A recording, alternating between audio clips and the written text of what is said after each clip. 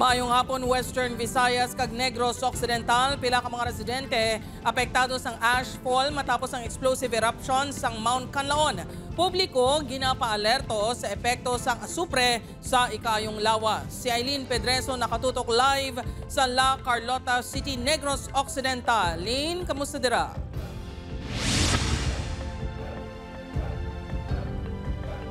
Jert, mga kapuso, apektado karon ang panggawi ng pila ka mga residente diri sa La Carlota City matapos ang liwat na naman na paglupok sa Mount Canlaon kay inas ang aga.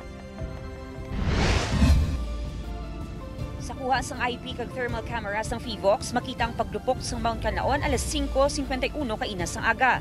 Sa sini naman nga video, makita ang madamol nga aso halin sa bulkan. Sunod sa Canlaon Volcano Observatory, ginatawag nga explosive eruption ang inyong aktibidad sa bulkan nga nagdugay sa masobra 30 minuto dulot sa magmatic unrest nga estado sini humalin sang naglupok sa Disyembre 9, 2024. Ginapanghandaan ang posibilidad sang lava flow bangod sa padayon nga pagsaka sang magma. Isa inagyapon sa mga senaryo nga pwede naton ginalantaw no nga magka-effusive eruption based sa aton nga ground deformation no nga inflated gyapon ang aton nga ang edifice ng aton nga volcano matamat na pagsaka sang magma. Nagresulta ini sang ashfall sa pila ka bahin sang Negros Occidental. Sa barangay San Miguel sa La Carlota City, perwisyo sa mga motorista ang madamol nga abo sa mga dalanon. Magluwas ang ginabisuhan ng mga residente nga magsuksok sang face mask, ginabisuhan man ang mga motorista nga maghalong sa pagbiyahe, pataklad sa iban pa nga barangay sang La Carlota City. May mga pamalayman nga puno sang abo, subong man pila ka mga salakyan. Ang ini nga mga residente nagakabalaka sa ila ikaayong lawas.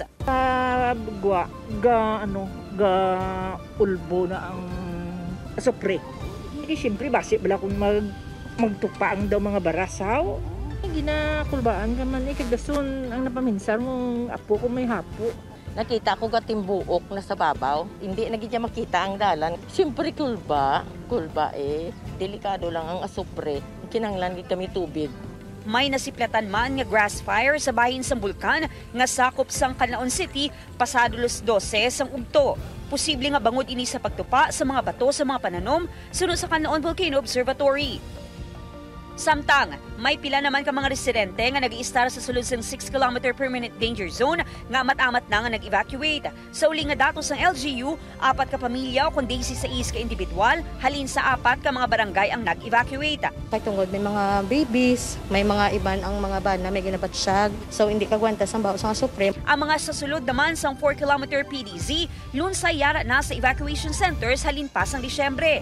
Bangod sa paglupok sang bulkan, nagdeklara sang suspensyon sang klase sa tanan nga libel sa La Casillana kag La Carlota City.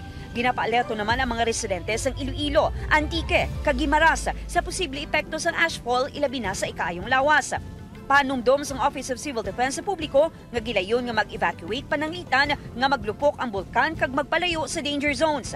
Magsuksok sang protective goggles kag mahimo man tabunan ang baba sang basa nga tela. Siguraduhon nga yara sa sulod sang balay ang mga hinuptanan kag magpalayo sa mga suba bangod sa posible nga lahar flow.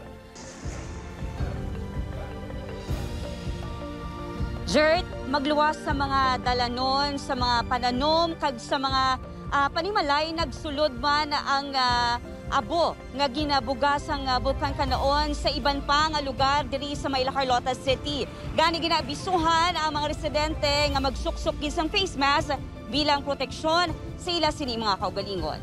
Amo inaana yung latest sa halin diri sa may La Carlota City, balik sa imo dira, Jer. Maramong nga salamat sa detalye kapuso Eileen Pedreso kag halong kamudera.